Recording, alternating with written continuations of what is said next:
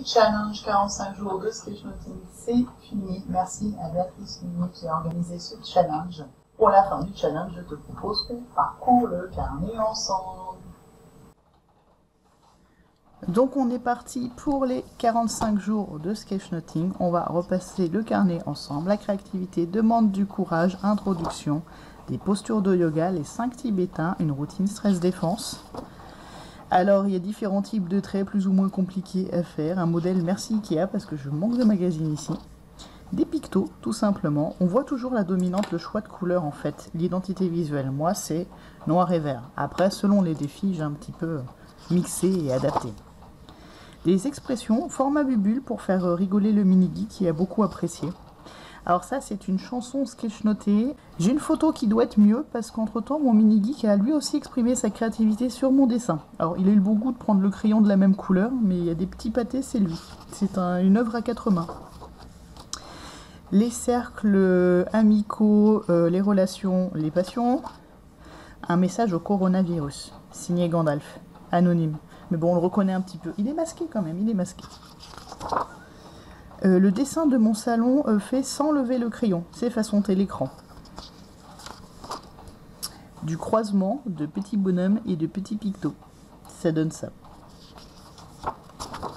Ah, le lettrage. Il y en a qui aiment, il y en a qui n'aiment pas. Je suis pas fan. Petit exercice de lettrage. Ma recette de fondant au chocolat que je fais très souvent avec le mini-geek, que je fais en ce moment toutes les semaines avec le mini-geek. Maintenant, on part de celle-là pour le faire. C'est très sympa. Des petits cubes de matière. En 3 temps, on dézoome pour voir toute la situation. Typiquement, essayer de bosser en confinement avec un mini-geek, des chats, etc. C'était pas toujours stress-défense. Manifestation des virus qui protestent contre le confinement. L'alphabet, version geek. Pour le coup, ce lettrage-là, j'ai bien aimé le faire. Il y a 2 personnes qui ont gagné une formation sketchnoting grâce à cette page en reconnaissant toutes les références. Est-ce que tu vas reconnaître toutes les références ou pas? Bestiaire en folie, des croisements d'animaux avec des petits noms rigolos. Alors là, je sais plus ce qu'il fallait faire. J'avais détourné la consigne. En gros, ah oui, il fallait faire un appartement où on voyait les différents appartements des gens et comment ils pouvaient éventuellement communiquer. Et je l'ai fait façon inside in, donc vice versa. Et en fait, j'ai représenté les différents états vécus, situations, perceptions. C'est très très lié à la théorie polyvagale. Je sens que ça va être très utile pour mon projet de livre. Je suis très contente de ce dessin-là. Celui-là, je sais qu'il va beaucoup servir. L'idée parfaite, illustrer ce petit texte. J'ai essayé de faire ça façon aquarelle. Ça a un peu bavé, je suis pas vraiment fan. Mais au moins, j'ai testé et c'était l'occasion dans ce défi. Comment je vais te montrer ça? C'est l'histoire du petit chaperon rouge en version PQ. Il fallait faire un grand bandeau pour sketchnoter toute l'histoire. Ce qui fait qu'en fait le petit bonhomme il fait ça façon jeu vidéo. Il se balade, j'espère que ça va faire le point, je n'en sais rien. Voilà, je pense que je mettrai le petit bandeau en dessous. Donc j'ai fait le petit chaperon rouge façon jeu vidéo Game Boy. C'était rigolo celui-là. Apocalypse capillaire version collage, à quoi vous ressemblez nos cheveux à la fin du confinement. Ça c'est une photo que j'ai fait de mon mini-geek à qui j'avais déjà coupé les cheveux. Ça ressemble un petit peu à ça. C'est un petit peu Elliot dans E.T. en fait. Alors on a fait au début le pangramme, le koala, c'est une phrase qui comporte toutes les lettres de l'alphabet. Ça s'appelle un calligramme, c'est un mot-objet. C'est-à-dire qu'on représente un objet avec des mots. J'ai fait un crayon. On apprend des mots donc c'était sympa aussi. Alors là, je crois qu'il fallait faire des portraits des gens qui nous manquent, je crois, ou découper des gens et faire un mur de portraits dans des magazines. J'ai très peu de magazines, mais j'ai beaucoup de catalogues de sushis. Et je crois que les sushis sont quelque chose qui me manque beaucoup pendant le confinement, donc j'ai fait ça. Des ustensiles de cuisine, donc petit picto assez classique. Un badaboom de lettres, donc l'alphabet façon lettrage, mais en mode empilé. Celui-là était sympa en lettrage. Des œufs de Pâques qu'il fallait faire avec des ombrages différents. J'ai fait aussi quelques références différentes, comme ici Yoshi, la Game of Thrones, là forcément Stormtrooper. Des pictos de Pâques, un petit exercice assez rapide, c'était sympa. Là encore on voit mon code couleur habituel, quand on est sur des pictos, je suis sur ma charte habituelle qui est du noir et du vert. Là, c'était avec le Story Cube. On avait différents éléments d'une histoire à réassembler, enfin différents visuels à rassembler pour faire une histoire. J'ai un peu eu du mal à trouver un fil vert, un fil conducteur, mais j'ai finalement trouvé. On a parlé d'ailleurs de pleine confiance et de théorie polyvagale. Illustrer un titre de film, je ne te dis pas, je te laisse trouver. Fallait reprendre un tableau en version sketchnoting. Donc là, c'est une référence à Frida Kahlo avec toujours des références à la théorie polyvagale. Mix de feutre et de feutre aquarellable. Je montrerai mon matériel à la fin parce que je sais que j'aurai la question. Là, fallait illustrer un objet avec des temps différents. Oui, j'ai un cerveau. En fait, il fallait illustrer le premier objet qu'on avait à sa droite. Et moi, j'ai ce super cerveau anti-stress.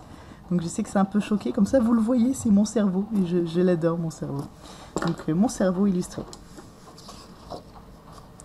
On s'envoie du love en mettant ses qualificatifs 3, 4. On s'envoie du love en mettant ses qualificatifs et objectifs qui nous représentent. C'est un exercice que j'ai fait dans le cadre du coaching. Donc ça, c'est les réponses des gens que j'avais mis en format petit cœur. Et encore du lettrage. Mais c'est sympa celui-là, il faisait du bien.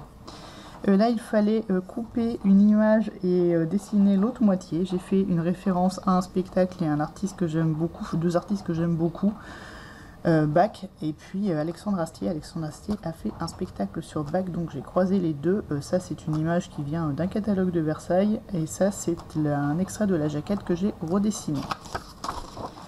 Gratitude, fallait illustrer ces gratitudes. Pour le coup, j'ai fait du lettrage alors que ce n'était pas demandé. Je l'ai fait format mot gratitude et j'ai mis différentes gratitudes à chaque fois pour chaque dédicace à la Team Power. D'ailleurs, si vous regardez cette vidéo. Objet inanimé, avez-vous donc une âme? Il fallait donner vie à des objets qui nous entourent. Donc un petit peu le coin sport, le coin créa, le coin miam, le coin boulot, etc. etc.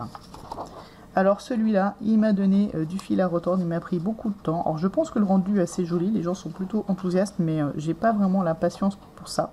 Je fais une dédicace à l'International Sketch Camp de 2019, puisque c'est la chanson qu'on avait chantée le premier jour. Et donc ça donne ça. Ça s'appelle une pop-up card. Alors j'ai trouvé un modèle sur internet, je vous le dis tout de suite. J'avais un modèle, une vidéo tuto, j'ai pas trouvé ça toute seule. Mais ça prend pas mal de temps. Comme je suis un tout petit peu perfectionniste, un tout petit peu, c'est vraiment l'air de la chanson, donc je vais aller chercher la partition. Voilà. C'est pas pour troller, j'avais vraiment pas de papier noir, donc j'ai un piano vert, mais j'aime bien le piano vert. Alors lui pour le coup il est dans la bibliothèque, je l'ai mis ici pour faire le flip through. Ensuite, nous avions une petite action qu'on fait pour la planète à notre niveau. Référence à la théorie polyvagale, à pouvoir, à la stress défense en général. Ça part de soi en fait. C'est en étant écologique avec soi-même qu'on devient écologique avec la planète également et avec les autres. Où est Charlie façon où est Sambo? J'ai trollé. J'ai bien trollé. Et en fait, les gens avaient un petit aperçu du personnage que j'avais fait au début pour le retrouver. Et qui avait juste un petit signe distinctif, c'était le petit cerveau en pendentif en fait. Mais ouais, c'est pas forcément évident. Ça, ce sont des taches de café. Donc ça, c'est moi avant le café, moi après le café avec trop de café. Et de là de trouver la juste dose de café pour juste se réveiller sans passer du côté obscur et hall de lave de la force. Chemin faisant après le confinement, donc c'est le petit fil vert qui va guider le déconfinement avec ce que j'ai envie de faire une fois qu'on sera libéré, délivré. Reprendre mon projet de livre notamment, aller à la bibliothèque, revoir la famille, sortir pique-niquer, manger des sushis où j'ai mixé les deux. Et puis les vacances, je ne sais pas, on verra ce que ça donnera, les règles de déconfinement, on verra.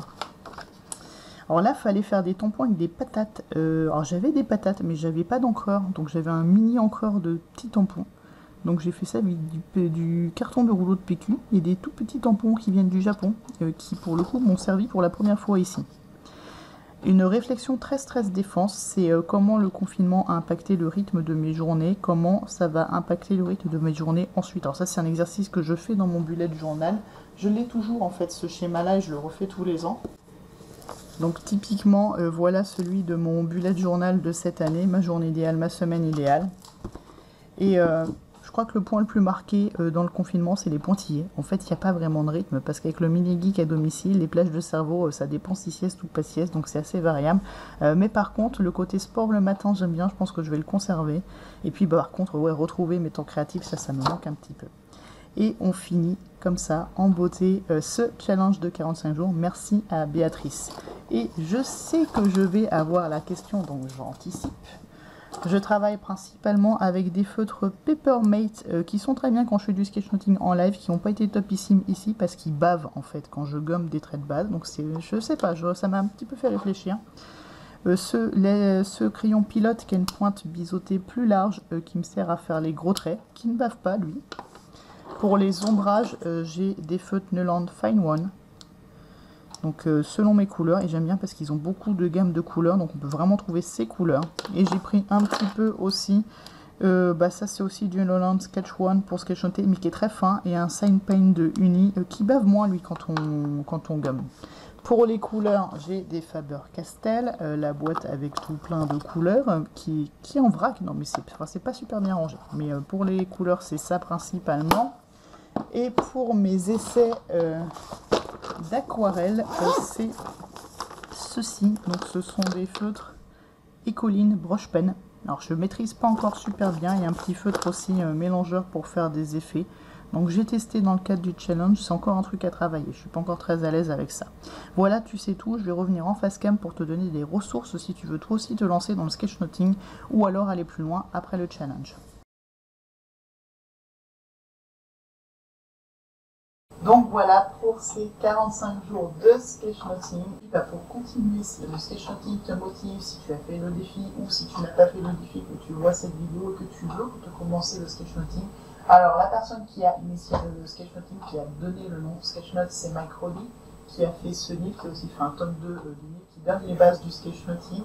Mais Béatrice Fullier, qui a organisé ce challenge, a elle aussi écrit un livre qui s'appelle Sketchnote Time, et j'aime beaucoup ce livre parce qu'en fait il y a des exercices pratiques à l'intérieur. En fait c'est un livre atelier, c'est-à-dire que tu vas avoir besoin de tes crayons et de faire des exercices. Alors, je vois le truc à l'envers donc je vois pas forcément les pages.